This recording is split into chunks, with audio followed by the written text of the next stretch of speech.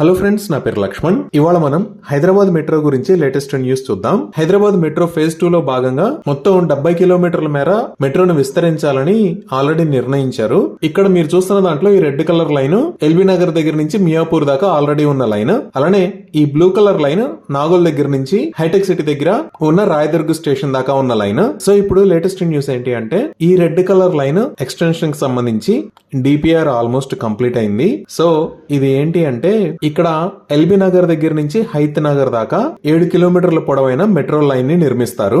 ఈ 7 కిలోమీటర్ల పొడవైన లైన్ లో 6 ప్రదేశాల్లో స్టేషన్లు వస్తాయి. అవి సుమారుగా చింతలకుంట, వనస్థలిపురం, ఇందిరానగర్, భాగ్యలత కాలనీ, షిరిడి నగర్ మరియు హైత్ నగర్ దగ్గర వస్తాయి. అయితే ఇక్కడ నిర్మించే మెట్రో లైన్ చింతలకుంట దాకా వచ్చే లైన్ మాత్రమే రోడ్డుకి సెంటర్ లో ఉంటుంది. ఇంకా ఇక్కడ నుంచి వచ్చే ట్రాక్ మొత్తం రోడ్డుకి లెఫ్ట్ సైడ్ లో ఉంటుంది. ఎందుకు అంటే ఈ రోడ్డుని national highway authority of India వాళ్ళు అభివృద్ధి చేసే పనుల్లో భాగంగా చాలా ప్రదేశాల్లో ఫ్లైఓవర్లని నిర్మిస్తున్నారు. అలానే రోడ్డును వెడల్పు చేస్తున్నారు. సో సెంటర్ లో మెట్రో లైన్ ని నిర్మించడం కుదరదు కాబట్టి రోడ్డుకి ఎడమ పక్కన మెట్రో లైన్ ని నిర్మిస్తారు. ఇదే కాకుండా ఇంకొక ఇంట్రెస్టింగ్ న్యూస్ కూడా ఉంది. అదేంటి అంటే ఇంతకు ముందు మెట్రో ఫేజ్ 2 లో భాగంగా అనౌన్స్ చేసిన రూట్ ఎక్స్టెన్షన్ హైటెక్ సిటీ దగ్గర ఉన్న ఈ రాయదుర్గ్ స్టేషన్ దగ్గర నుంచి ఫైనాన్షియల్ డిస్ట్రిక్ట్ లో ఉన్న యుఎస్ కాన్సులేట్ జనరల్ దాకా మాత్రమే.